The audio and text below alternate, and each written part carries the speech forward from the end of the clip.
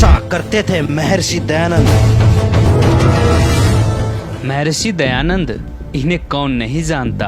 आर्य समाज द्वारा महर्षि जी को आधुनिक पुण्य जागरण का प्रेरणा स्रोत तथा समाज सुधारक भी कहा जाता है। आज आपको दिखाएंगे दयानंद जी की ही पुस्तक आत्मकथा से क्या दयानंद जी महर्षि कहलाने के लायक थे या नहीं।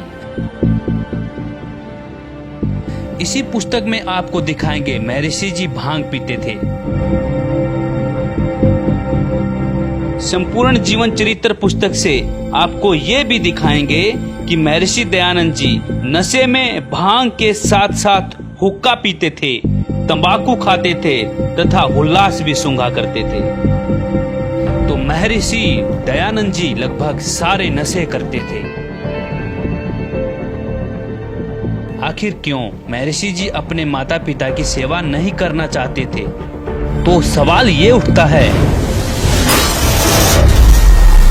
क्या ऐसा इंसान महर्षि की उपाधि देने के लायक है या नहीं? तो महर्षि दयानंद जी लगभग सारे नशे करते थे। तो क्या दयानंद आधुनिक भारत के प्रेरणा स्रोत तथा समाज सुधारक कैसे हो सकते हैं?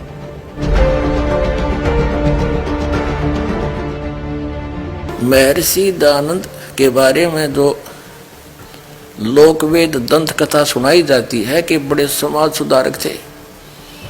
ये काहे के समाज सुधारक थे? ये स्वयं भांग पिया करता, तमाकू खाया करता, तमाकू सूंघा करता, नंगा फिरा करता और ओका पिया करता। अपने आत्माओं ऐसे व्यक्ति को ओए होए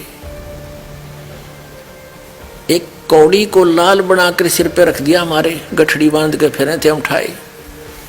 अब इन सब की पालिश तार दूंगा और इनको जैसे थे वैसे दिखा दूंगा कि ये ना तो ऋषि थे ना मैं ऋषि थे, ये केवल अज्ञानी और भांग पाड़ थे। एक इसकी आत्मकथा दिखाते हैं महर्षि दयानंद की, जिसमें इसने खुद लिखा अपने कर कमलों से कि मैं भांग पीने लग गया।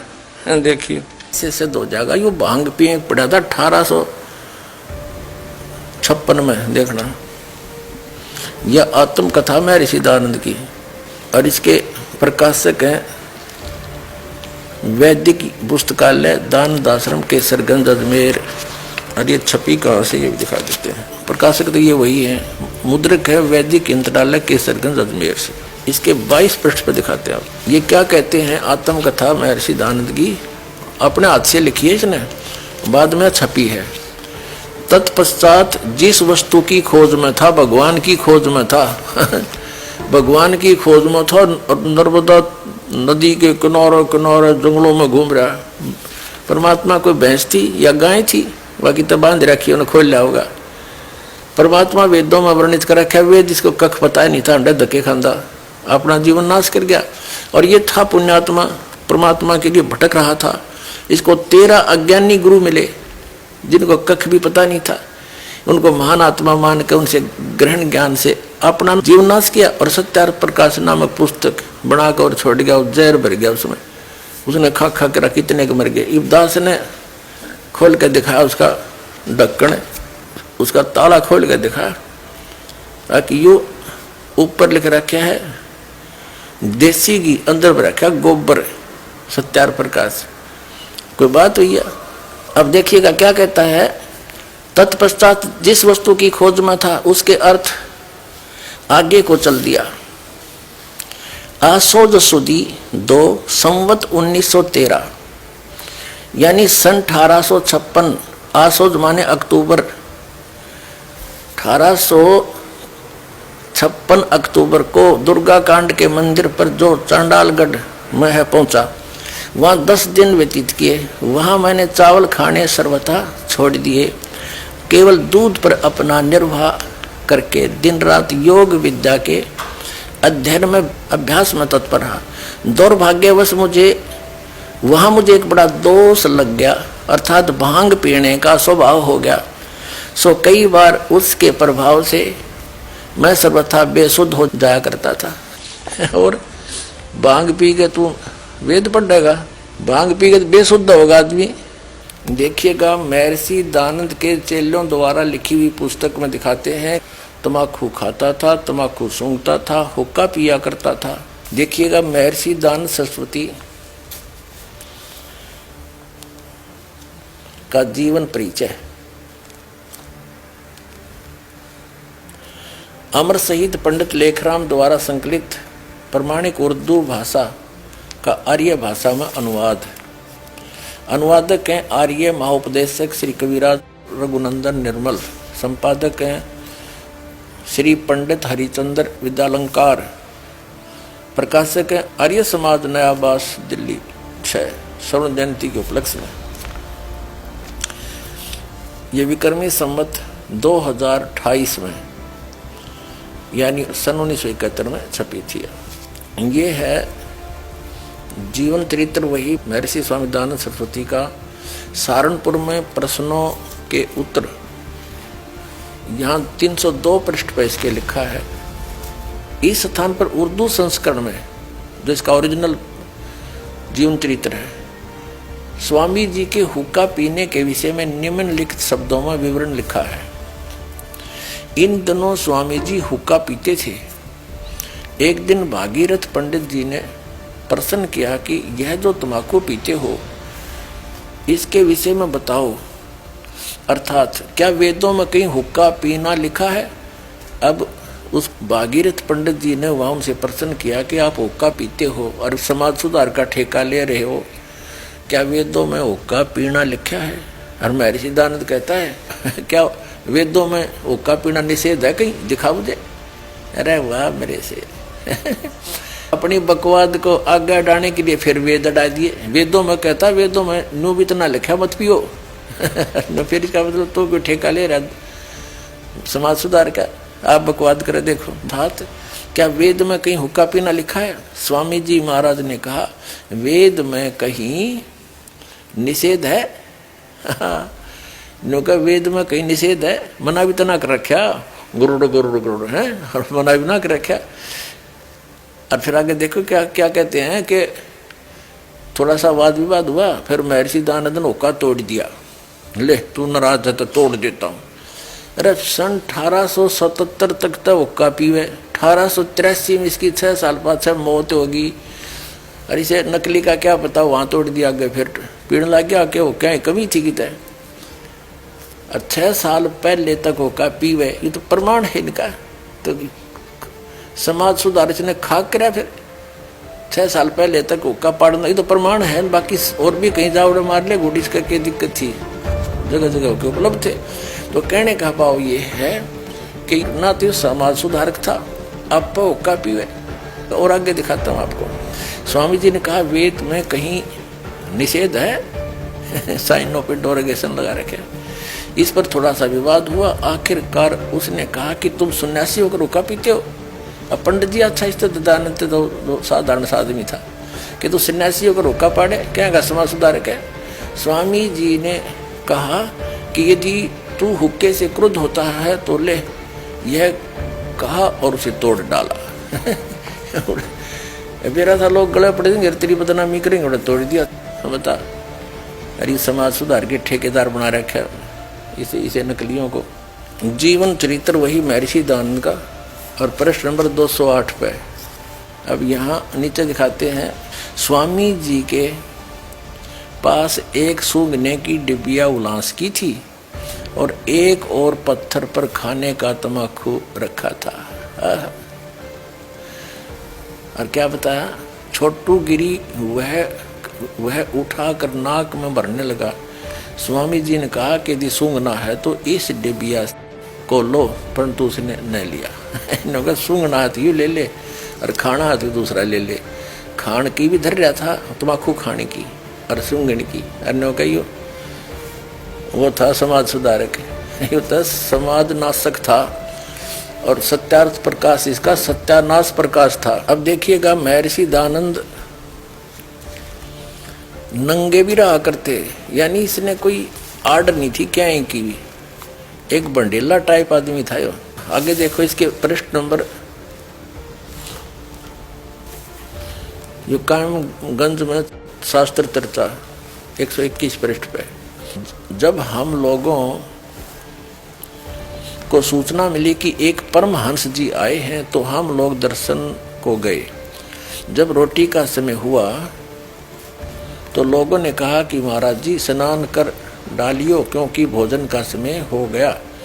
कहने लगे कि मेरे पास एक लंगोट के अतिरिक्त और कुछ नहीं, और यहाँ माइयाँ स्त्रियाँ आती जाती हैं, और जब तक लंगोटी नहीं सूखती हम दूसरी कोई चीज़ धारण नहीं करते, इसलिए यहाँ हम स्नान के पश्चात नग्न ही ठहर सकते। वाह रे देवता, नो कहे त्यागी विरागी हो गया। एक लंगोट रखता था, ओनली एक लंगोटी को पीन, और वन कहते नहा कर सुखा दूंगा, जब यह सूख लेगी सन बांध कर जाऊंगा, दूसरी ना रखता, तब तक नंगा बैठा हूँ, नहा कर सुखा रखी है। हमारे समाज सुधारक है ये देखिएगा। फिर 129 पर फिर इसी का समर्थन है। 129 पृष्ठ पे स्वामी जी उन दिनों फूस से शरीर ढांप लेते थे, और हाथ पहुंचने के लिए एक मिट्टी का ढेला पड़ा था रहता था। कोपीन केवल एक ही थी, दूसरी नहीं रखते थे। एक उलास की पुड़िया थी, क्योंकि हुलास सूंघा करते थे, और कौन सा नुमाइश में दिखाने न रखा था, सूंघने खातिर दरिया करता। अपने आत्माओं का इनके चेले कहते हैं कि बाद में छोड़ दी थी। अरे बाद में छोड़ दी होती, सन 1839 तक इसने पुनः सत्यार प्रकाश का संशोधन किया है। यदि छोड़ रखी होती तो समोल्लास नंबर 8 में पृष्ठ नंबर 197-98 पर ये क्या लिखता है कि ऊपर के लोकों में सूर्य पर, चांद पर, मंगल ग्रह, बृहस्पति ग्रह, जितने ग्रह हैं सब पर, यहाँ पृथ्वी की तरह सब जीव जंतु हैं, मनुष्य भी हैं, और सारे सुख पदार्थ हैं। ये बाग बगीचे, झरने, दरिया, सारी सूर्य पर भी एज इट इज है। जैसे ने भांग पीना छोड़ दिया होता, कम से कम इसने तो सुधार जाता। यही तो लिखा है इसमें। इन अज्ञानियों की बातों में नहीं आना चाहिए, और इनसे भी दास प्रार्थना करता है, हमें कोई द्वेष नहीं।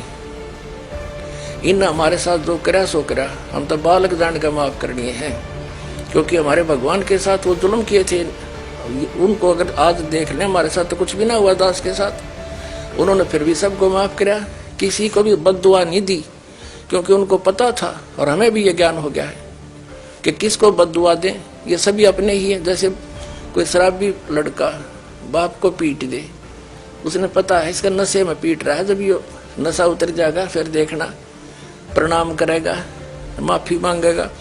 तो इस नशे में जो गलती जिन्होंने कर दी, कोई बात नहीं, अब नशा तार दूंगा थोड़े दिन में, और फिर देखना।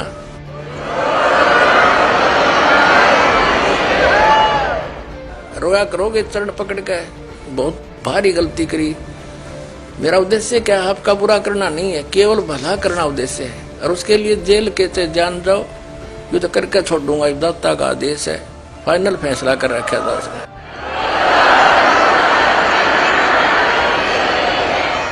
अपने आत्माओं, इन्होंने महर्षि दानंद ने अपने हाथ से लिख कर ये भेजी थी, लिख रखी है कि मैं अपने माता पिता के सेवा करने के हक में नहीं हूँ। ये आत्मकथा इन्होंने अपने कर कमलों से लिखी है। ये देखिए, मैं दानंद सरस्वती, मैं स्वामी दानंद सरस्वती संक्षेप में अपना जन्म चरित्र लिखता हूँ। संवत 1881 के वर्ष में मेरा जन्म दक्षिण गुजरात प्रांत देश काठियावाड़ का मजोट था। देश मोरबी का राज्य औदिच्य ब्राह्मण के घर में हुआ था। यहाँ अपना पिता का निज निवास स्थान के प्रसिद्ध नाम इसलिए मैं नहीं लिखता कि जो माता पिता आदि जीवित हों मेरे पास आवे तो इस सुधार के काम में विघ्न हो, क्योंकि मुझको उनकी सेवा करना, उनके साथ घूमने में श्रम और धन आदि का व्यय करना नहीं चाहता। अपने आत्माओं, इन्होंने महर्षि दानंद ने अपने हाथ से लिख कर ये भेजी थी, लिख रखी है कि मैं अपने माता पिता के सेवा करने के हक में नहीं हूँ। क्योंकि वो यदि जीवित हों और उन्होंने मेरा यहाँ पता लग जा, घर छोड़ के चले गए थे, भाग गए थे घर से, इसमें लिखा है इनकी जीवनी में, तो यहाँ आवेंगे माता पिता तो मैंने उनकी सेवा करनी पड़ेगी और पैसे लाने पड़ेंगे, उनके साथ घूमना घामना पड़ेगा। इससे सिद्ध है कि ये माता पिता की सेवा के हक में भी नहीं था। पुण्य आत्मा हुआ कल इस आदमी में। इब्दास के माता पिता इस आश्रम में रहते हैं, या लाखों लोग रोटी खावे, 2 रोटी उनकी में ज्यादा भारा हो जाएगी, हमें सारा कुछ यहाँ हो रहा है। और माता पिता की सेवा ना करने वाले के बारे में इसने सत्यार प्रकाश में लिखा है कि ईसा मसीह माता पिता की सेवा नहीं कर सका, वो घर छोड़कर चला गया, इसलिए उसकी या बिरान मट्टी हुई, इसलिए जो दुर्गति होकर मरिया, क्रश कर दिया। और महर्षि दयानंद खुद कहते हैं मैं माता पिता की सेवा के हक में नहीं हूं, तो इसलिए इसने अन्य की आलोचना की और स्वयं वही गलतियां करी। अपने आत्माओं, ऐसे व्यक्ति को ओए होए एक कौड़ी को लाल बनाकर सिर पे रख दिया, हमारे गठड़ी बांध के फिरे थे हम उठाए। अब इन सब की पालिश तार दूंगा और इनको जैसे थे वैसे दिखा दूंगा कि ये ना तो ऋषि थे ना मैं ऋषि थे, ये केवल अज्ञानी और भांग पाड़ थे। आओ सब मिलकर जागरूकता लाए, पाखंड और अंधविश्वास को जड़ से मिटाए। अंधश्रद्धा भक्ति मानव जीवन के लिए बेहद खतरनाक है। शिक्षित समाज से निवेदन है कि नकली और शास्त्र विरुद्ध साधना बताने वाले धर्म गुरुओं से बचे तथा नकली धर्म गुरु का विरोध करे। सभी धर्मों में पाखंडवाद चरम सीमा पर है। समाज को चाहिए कि गलत साधना बताने वाले धर्म गुरुओं का डटकर विरोध करे। पुस्तक अंधश्रद्धा भक्ति खतराए जान को पढ़े। हमारे इस वेबसाइट पर जाकर इस पुस्तक को निःशुल्क पाए, या फिर आपका पूरा नाम, पता और फोन नंबर इन नंबरों पर SMS करें। अवश्य देखिए जगतगुरु तत्वदर्शी संत रामपाल जी महाराज के मंगलमय प्रवचन हर रोज इन चैनलों पर। सोशल मीडिया पर हमसे जुड़ने के लिए लाइक, सब्सक्राइब और फॉलो जरूर करें।